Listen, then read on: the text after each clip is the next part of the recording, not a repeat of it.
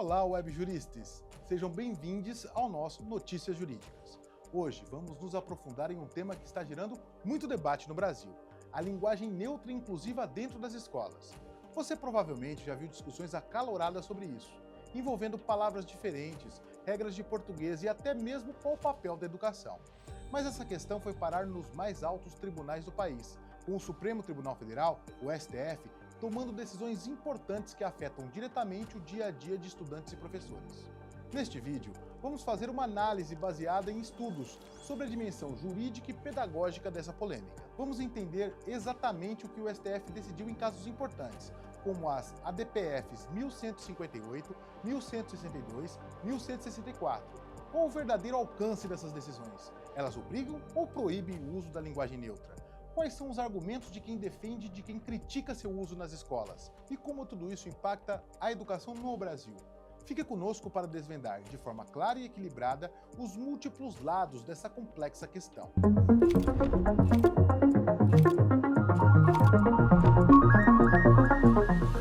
Antes de tudo, é fundamental entender a diferença entre duas coisas, que muita gente confunde: linguagem inclusiva e linguagem neutra. A linguagem inclusiva, ou não sexista, busca uma comunicação que não exclua ninguém, usando os recursos que a própria língua portuguesa já oferece. A ideia é combater a discriminação e o apagamento de grupos, especialmente o feminino.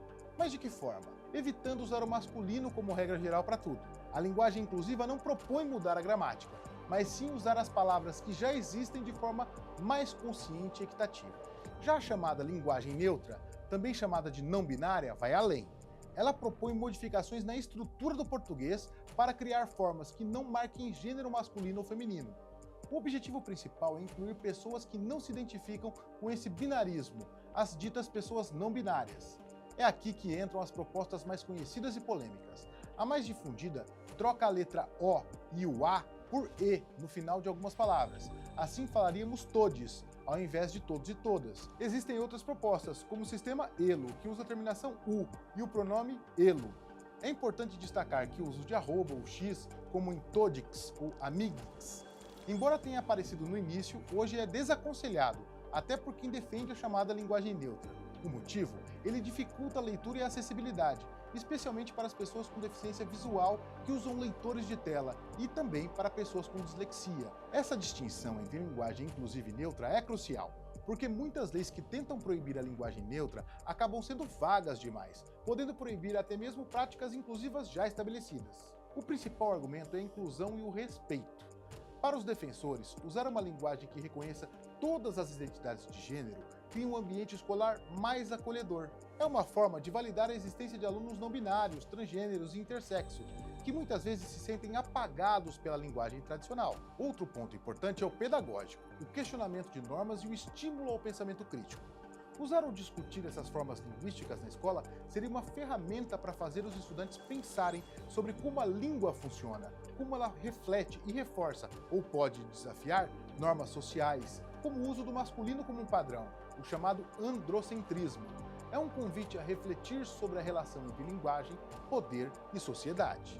Defensores também argumentam que a língua é viva e ela evolui.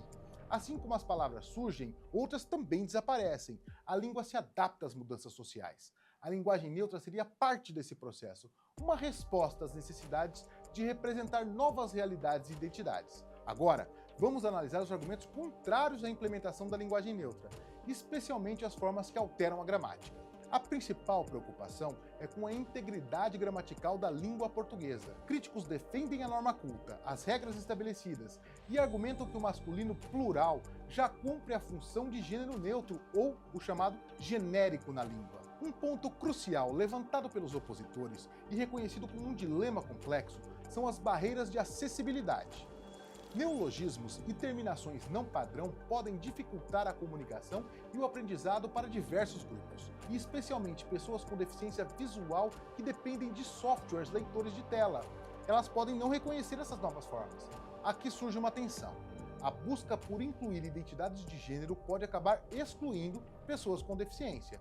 Por último, muitos críticos veem a promoção da linguagem neutra como uma imposição ideológica. Argumentam que não é uma questão puramente linguística, mas a tentativa de impor uma agenda político-ideológica específica, ligada à chamada ideologia de gênero, que não representaria os valores da maioria e poderia gerar conflitos desnecessários.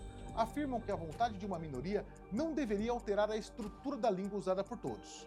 O STF decidiu, especialmente nas ADPFs 1158, 1162, 1164 e outras semelhantes, como a 1165 e a 1159. A decisão do STF tem sido consistente, declarar essas leis proibitivas e inconstitucionais. Mas atenção ao motivo principal destacado nesses julgados. Não é porque o STF acha que a linguagem neutra é boa ou ruim, ou se ela deve ou não ser usada. A questão central para o STF é quem deve definir o conteúdo didático nas escolas. A Constituição Federal, no artigo 22, inciso 24, diz que é competência privativa da União, ou seja, do Governo Federal e do Congresso Nacional, legislar sobre as diretrizes e bases da educação nacional. Isso inclui definir regras gerais sobre currículos e métodos de ensino. Quando um município ou estado cria uma lei proibindo uma abordagem linguística, o STF entende que ela está invadindo essa competência que é federal, da União, desrespeitando o Pacto Federativo. Esse foi o fundamento principal para derrubar as leis de Muriaé, Porto Alegre, São Gonçalo, Uberlândia e outras. Além da competência, o STF também mencionou outros pontos importantes em suas decisões.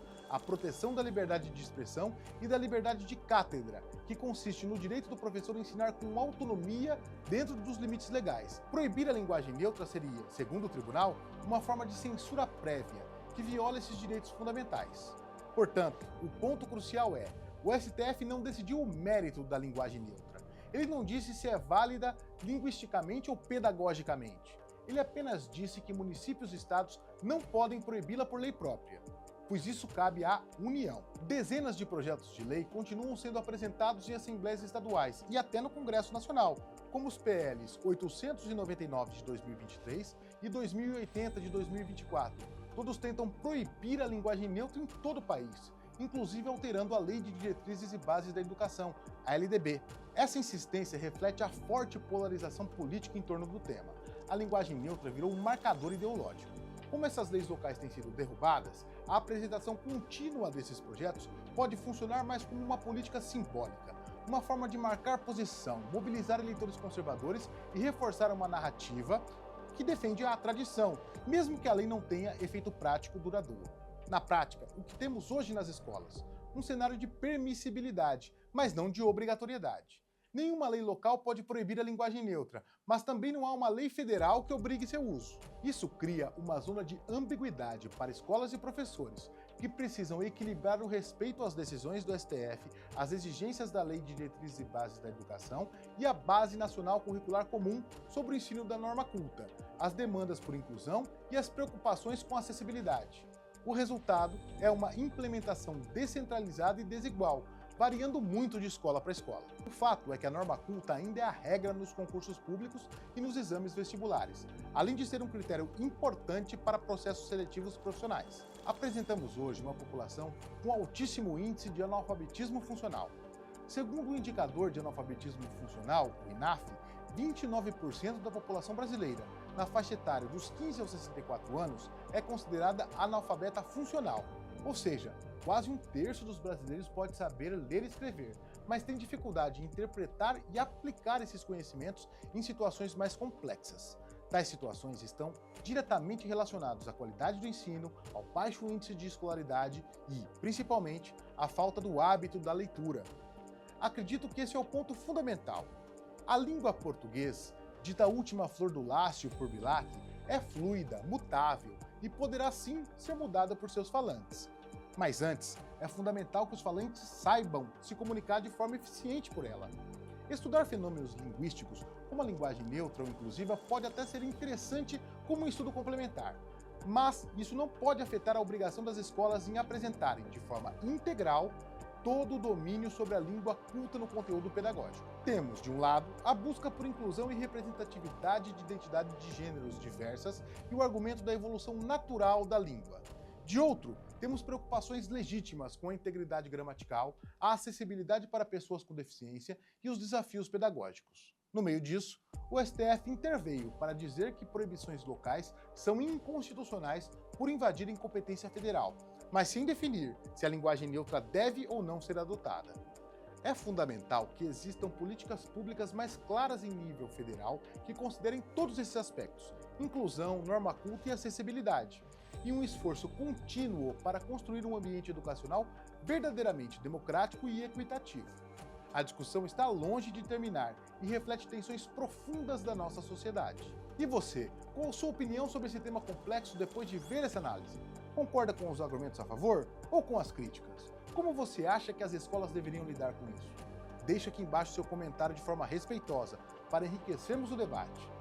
E se você gostou de entender melhor essa questão e quer mais análises aprofundadas como essa, não se esqueça de curtir o vídeo, se inscrever no canal e compartilhar com os amigos ou amigues. Muito obrigado por assistir e até a próxima.